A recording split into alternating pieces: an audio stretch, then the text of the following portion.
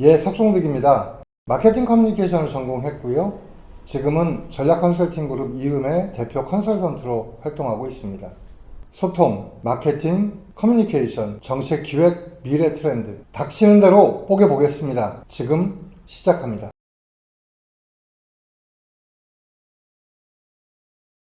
전략 컨설팅 그룹 이음이 함께하는 실전 갈등 관리 교실 두 번째 시간입니다. 갈등, 원인은 무엇인가? 세대의 다른 편 시작하겠습니다. 앞선 시간에 함께 살펴보았듯이 여러 가지 갈등 요인 중에 대한민국의 양대 갈등이라고 하면 세대 갈등과 남녀 갈등을 이야기할 수 있겠고, 그 중에서도 세대 갈등이 더 심각하다라고 하는 거였고요.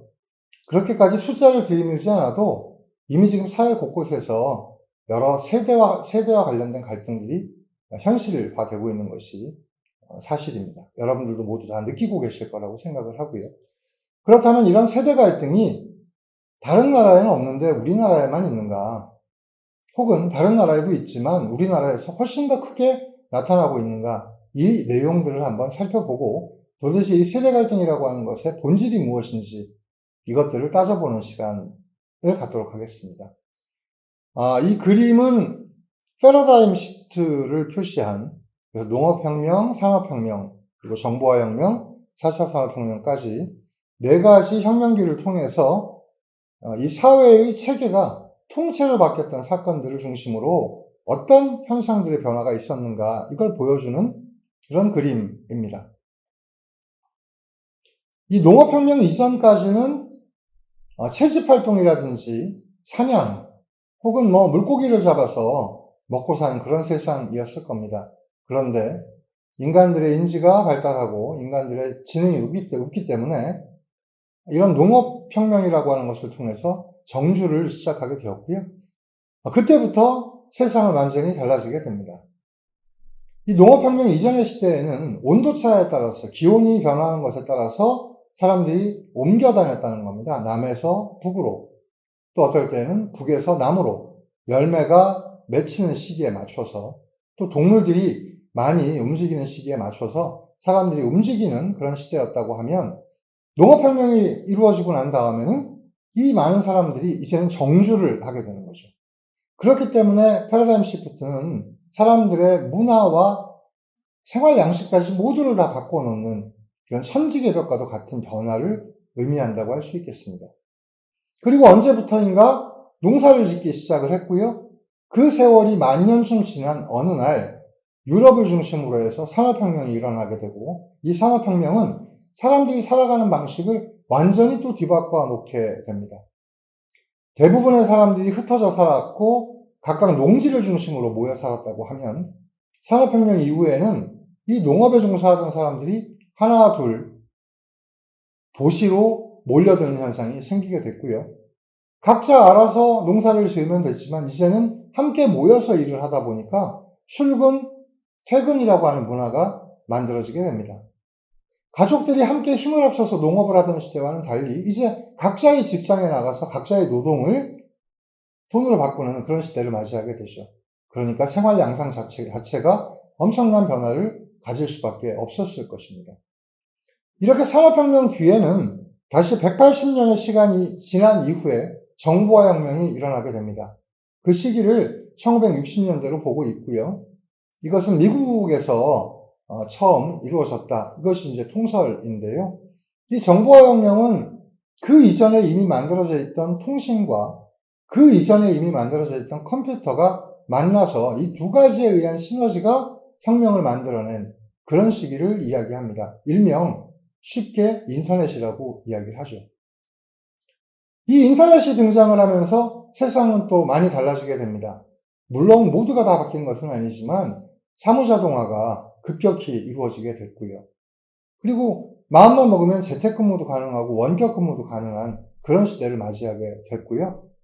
일일이 찾아가서 자료를 뒤져보고 하던 것에서 이제는 컴퓨터 화면을 통해서 엄청난 자료들에 접근할 수 있는 그런 시기를 맞이했기 때문에 사람들의 살아가고 있는 방식도 완전히 달라지게 됐다는 것입니다.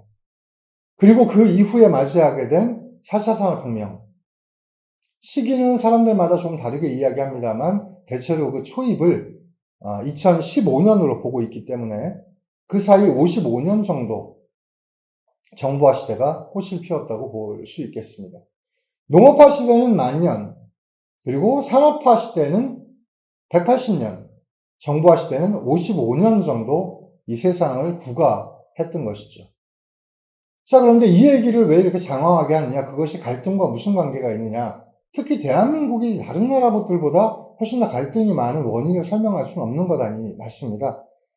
그래서 다음 막대기를 보셔야만 대한민국이 왜 이렇게 갈등이 급진전했는지를 이해하실 수 있게 될 것입니다. 자, 다음 막대기입니다. 여기 보니까 세계적으로 농업혁명이 있었던 것보다 우리는 약 6,000년 늦게 농업혁명이 시작됐고요. 이 농업화 시대는 4,000년 정도 지속이 됐습니다. 그리고 유럽의 산업혁명보다 훨씬 늦은 시기인 1970년대에 이르러서 대한민국은 산업화를 하게 됩니다. 기억하실 겁니다. 이걸 기억하시는 분들은 연식이 좀 오래되신 분들이죠. 많은 시골의 청년들이 서울로 몰려들었던 시기. 지금보다 훨씬 더 민족 이동이 있었던 시기. 그게 바로 1970년대이고요. 그때 창원이나 울산, 포항 같은 이런 곳들에 산업단지들이 만들어지면서 서울뿐만이 아니라 이런 공업도시에 사람들이 몰려오는 그런 시기가 있었습니다.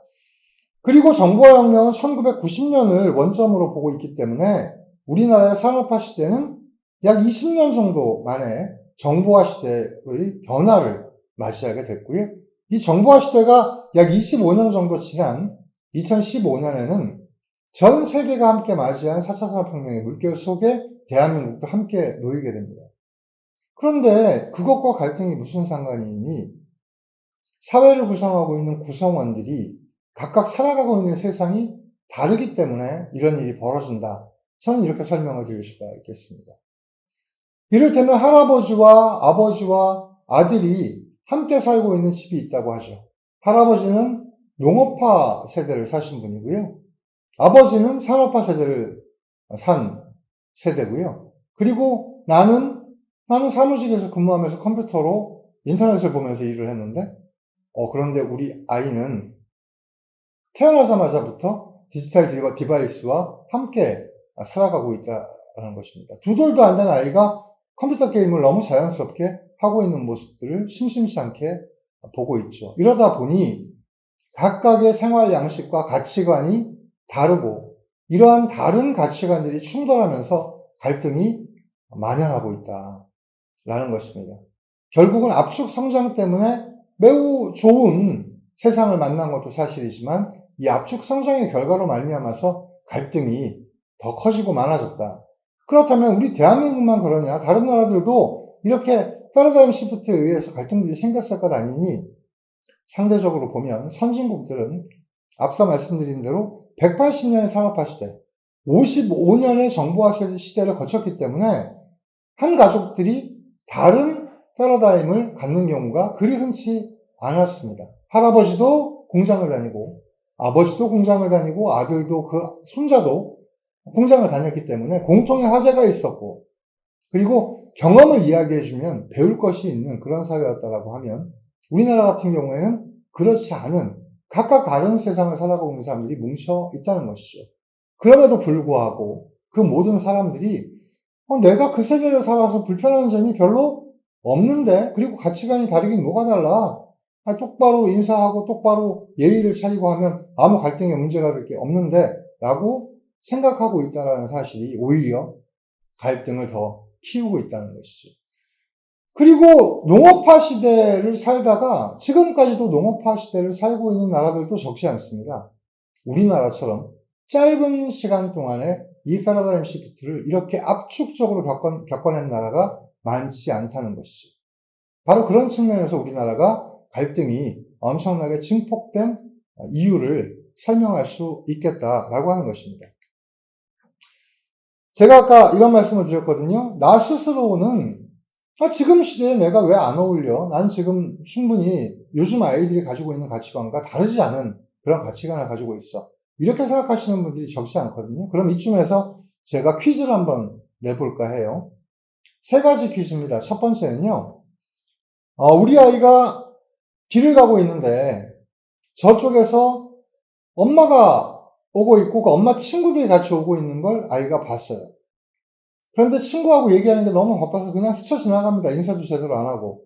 그 상황을 알아차린 엄마는 집에 아이가 돌아왔을 때 아까 너 보니까 보고도 못 본 척하고 인사 제대로 안 하더라. 그렇게 하면 안 되는 거야. 라고 나무랄 수 있죠. 그렇게 나무라는 것이 맞다고 생각하는지 혹은 뭐 요즘 애들 다 그렇지. 그게 뭐 그렇게 중요해. 더 중요한 것들이 얼마든지 많은데 친구하고 재미있었나 봐. 이렇게 생각하는 것이 맞는지 여러분은 어느 쪽이십니까? 두 번째 질문은요. 명절에 할아버지 댁이든 혹은 외할아버지 댁이든 본가에 갔을 때 혹은 외가에 갔을 때 집 내려놓고 다른 일을 하거나 놀거나 하기 전에 절부터 하고 그러고 나서 일을 하든 노는 것이 맞다. 이렇게 생각하시는 분이 계실 테고요. 요즘 세상에 무슨 절이야. 그냥 얼굴 보면 인사지. 라고 생각하시는 분이 계실 수 있습니다. 여러분은 어느 쪽이십니까? 그리고 세 번째 질문은요.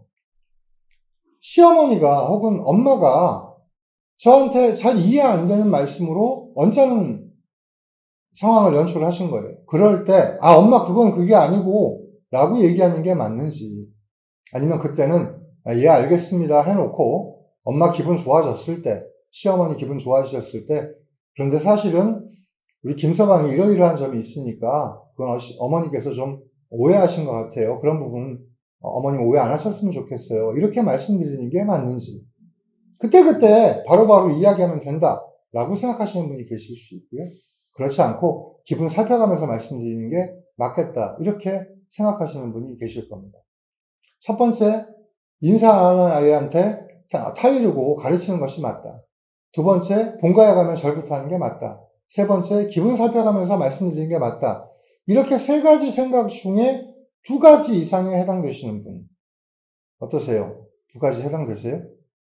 이 두 가지 이상 해당되시는 분은 사실은 가치관이 농업화 세대의 가치관을 아직도 가지고 계신다는 겁니다. 그러니까 4차 산업혁명 시대의 아이들과 말은 우리가 한국말을 하고 있지만 서로 간에 생각이 다르기 때문에 부딪힌다는 것이죠. 충격적이고도 놀라운 것은 요즘 Z세대들을 상대로 한 설문조사에서 부모님은 어떤 분인가 라고 하는 설문이 있었는데요. 이 부모님에 대해서 요즘 Z세대들은 고마운 분, 하지만 불쌍한 분이라고 생각하는 아이들이 훨씬 많았다. 가장 큰 비중으로 나타났다라고 하는 정말 충격적인 결과가 있었습니다. 배울 것이 있는가, 그들로부터 내가 가르침을 받을 것이 있는가에 대해서는 단호하게 No, 난 배울 것이 없다 라고 이야기하는 Z세대가 엄청나게 많았다는 거죠. 말이 통하지 않는다라고 생각하는 Z세대가 많았다는 것입니다.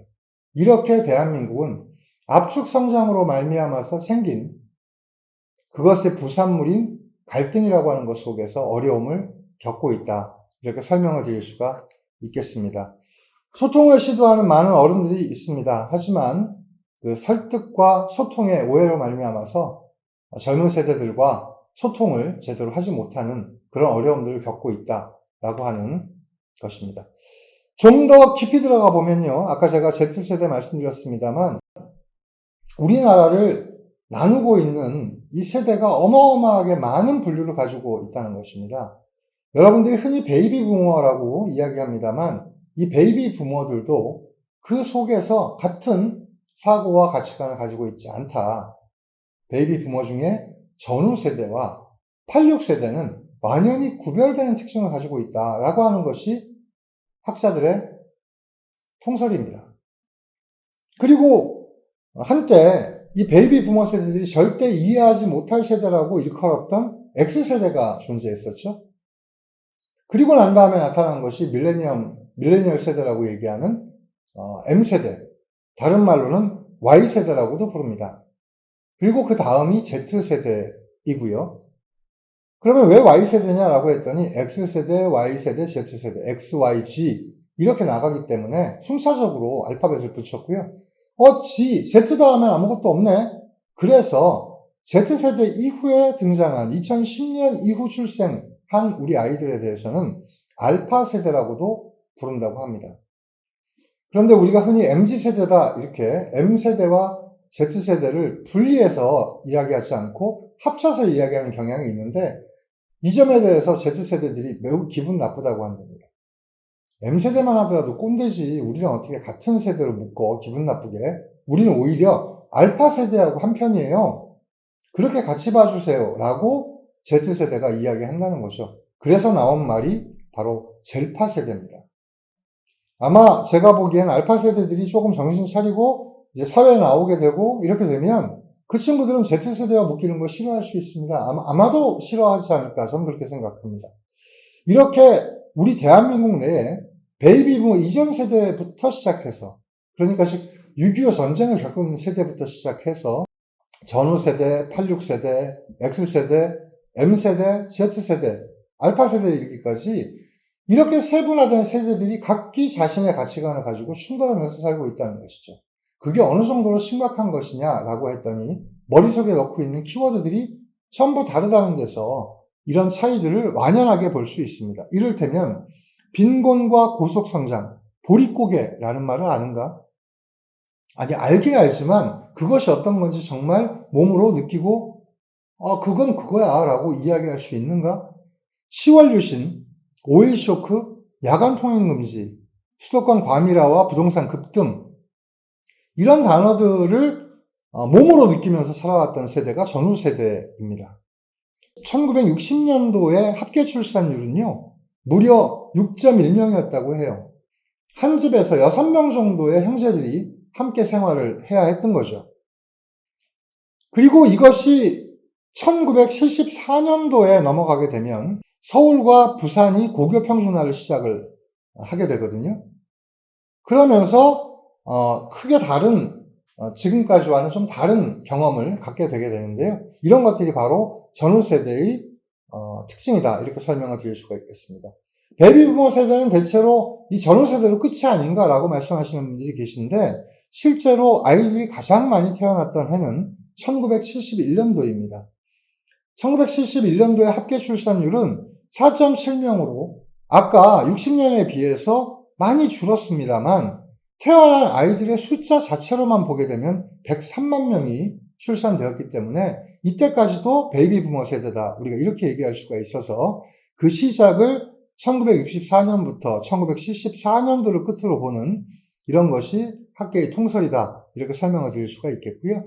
이때 우리가 대별되어지는 키워드는 어떤 것들이냐라고 했더니 국민학교라고 하는 단어, 오전반, 오후반, 국민교육헌장, 사랑의 매, 그리고 고교 평준화의 일반적인 모습들, 대입정원의 급증, 그리고 5.18 민주항쟁, 6월항쟁, 민주화, 삼저호왕 이런 것들이 그들이 경험했던 세상의 키워드들이다 이렇게 설명드릴 수 있겠고요. 이 세대들까지만 하더라도 신문을 읽었고 라디오를 애청했던 세대가 되겠습니다. 그리고 TV는 당연히 흑백 TV로 시작을 했고요. 그렇다면 그 다음 세대가 되는 문제의 세대, X세대는 과연 어떤 세대냐? 그 전 베이비 부모들이 이 X세대를 일컬어서 뭐라고 했느냐 하면요. 신인류, 도무지 알 수 없는 세대다. 이렇게 표현을 했고요. 그들을 일컫는 키워드는 서태지, 그리고 응팔, 오렌지족 이런 말들이 그들에게 더 쉬워졌던 키워드들입니다. 여성의 대학 진학도 보편화됐고 인터넷 문화를 어린 시절부터 경험했던 세대입니다. 특히 특징적으로는 해외여행 자유와 첫 번째 수혜 세대다 이렇게 설명을 하는데요. 그 전까지는 외국에 마음대로 나갈 수 없었느냐? 예, 없었습니다. 언제까지? 1983년도에 처음으로 해외여행 자유화가 됐는데요. 그 자유라도 말만 자유라지 1년에 한 번 나갈 수 있습니다. 근데 조건이 있어요. 50세가 넘어야 됩니다. 그리고 그냥 나가는 게 아니라 정부 계좌에다가 200만 원을 예치해 놓고 그리고 방공교육을 받은 다음에 1년에 한 번 정도 나갈 수 있는 그런 자유를 처음 해외여행 자유화가 이렇게 얘기했던 것입니다. 이게 완전히 풀린 건 올림픽 겪으면서거든요. 올림픽 지나고 난 다음부터가 이제 세계 여행이 자유화되니까요. 지금 요즘 흔한 어학연수라든지 뭐 해외 여행이라든지 이런 것들을 대학생 때 갈 수 있게 된 것은 그때 이후가 됩니다. 그전 세대까지는 그런 경험들을 할 수가 없었던 것이죠. 그 뒤에 나타난 M세대와 Y세대를 이야기하는데 아까 제가 Z세대 같은 경우에 M세대하고 구분해달라고 이야기하는 이유가 뭐냐라고 하니까 MZ세대가 이해할 수 없는 세대라고 이야기하기에는 M세대가 나이를 너무 많이 먹어버렸습니다. 이 M세대의 첫 시작은 1980년생부터니까요. 지금 우리나라를 형성하고 있는 분포를 보게 되면 이제 주류가 되어 있는 40대 초반들이 이 M세대에 해당이 됩니다. 그러니까 요즘 젊은 아이들이 이해할 수 없어에 넣기에는 이미 40대 초반 나이가 너무 많이 먹어버렸죠. 그리고 지금 우리가 이야기하고 있는 Z세대는 모든 정보를 받아들이는 것, 그리고 이런 지식들을 흡수하는 것들의 대부분을 이제는 책이라든지 종이 매체 이런 것들이 아니라 스마트폰과 유튜브를 통해서 받아들이고 있다라고 하는 것입니다. 이것에 따라서 문제가 많이 있다고도 이야기합니다만 어쨌든 세상은 바뀌었다. 그렇다면 알파 세대는 어떠냐? 이 친구들은 외부로부터 정보를 받아들이고 지식을 얻는 것들, 이것들은 가상현실과 인공지능을 이용해서 이런 것들을 받아들이는 세대, 이렇게까지 변화되어 있는 것이죠. 이러한 세대들이 모두 모여서 모두 섞여서 하나의 문제를 공유하고 같이 이야기를 나누려고 하니 매우 쉽지 않다는 것입니다. 많이 보게 되는 풍경인데요. 휴일에 한 가족이 식당에 모여 앉아서 같이 소통을 해보자고 해서 이렇게 4식구가 모여 앉아 있습니다. 뭐 하고 있죠? 음식이 나올 때까지 각자 자기 휴대폰을 가지고 무언가를 하고 있습니다. 모든 가족 구성원들이 소통하고 있는가? 소통해야 한다. 소통하고 싶다라고 하는 생각은 가질 수 있죠. 하지만 현실적으로 보면 각자의 세상을 각자가 살아가고 있는 이런 대한민국이 펼쳐지고 있다. 이렇게 설명드릴 수 있겠습니다. 두 번째 시간은 여기까지입니다.